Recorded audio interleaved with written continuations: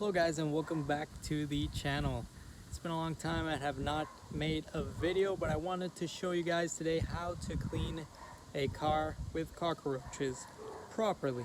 So first, the obvious, you want to clean out all of the take out all of the carpets and everything, vacuum everything, and then you want to hit all of the areas with some type of spray like Ortho, home defense spray, or anything like that. And when you're done, you're gonna do the following. Very simple. This is how you finish with a cockroach infested car in under 5 minutes.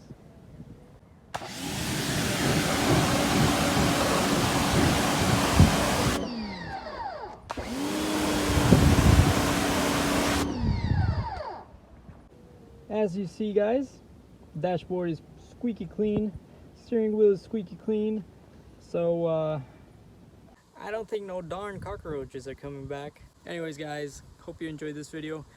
This was actually an update I wanted to make. I'm actually making some new videos. I'm in the process of editing them. I have new updates for the truck, new updates for the Mustang, and other vehicles as well. Until next time, Garage Gang, take care. And remember to subscribe to Speed to Garage for more.